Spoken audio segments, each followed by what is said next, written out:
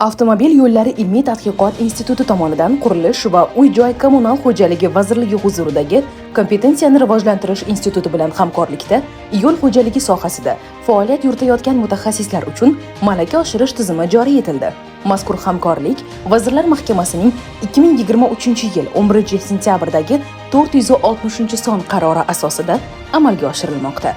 Qarorga ko'ra, yo'l xo'jaligi sohasidagi mutaxassislar malakasini oshirish va sertifikat olishi shartligi belgilab qo'yilgan. Endilikda mutaxassislar institutimizning avtoyo'l-ilm.uz platformasi orqali masofaviy malaka oshirish imkoniyatiga ega bo'ldi. Platformaga kiritilgan barcha darsliklar mamlakatimiz va xorijiy ekspertlar tomonidan tayyorlangan. Mazkur darsliklar eng zamonaviy tajribalar va amaldagi normalarga asoslangan. Xo'sh, ta'lim jarayonlari qanday amalga oshiriladi? Dastlab shartnoma Kompetensiyani rivojlantirish instituti bilan tuziladi.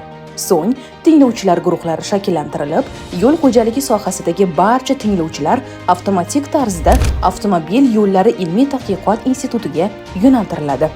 Dars mashg'ulotlari esa ish faoliyatidan ajralmagan holda amalga oshiriladi. Bunda institutda 6 soatlik auditoriya mashg'ulotlari o'tiladi.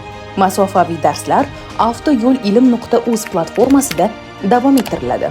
Amaliy mashg'ulotlar esa institutning zamonaviy xalqaro sertifikatga ega laboratoriyasida tashkil etiladi.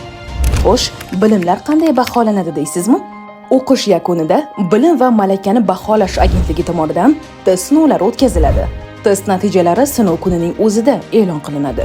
Muvaffaqiyatli topshirgan mutaxassislarga shaffof qurilish milliy axborot tizimi orqali QR kodli sertifikat taqdim etiladi.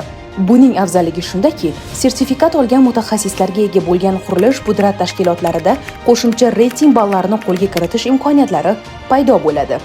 Batafsil ma'lumot olish uchun institutning Telegramdagi IT.uz rasmiy boti yoki 55lik kodi bilan 514 11 15 telefon raqami orqali 33 11 va 33 14 ichki raqamlari bilan mas'ul xodimlarga murojaat qilishingiz mumkin. Zero sifatli yo'llar malakali kadrlar bilan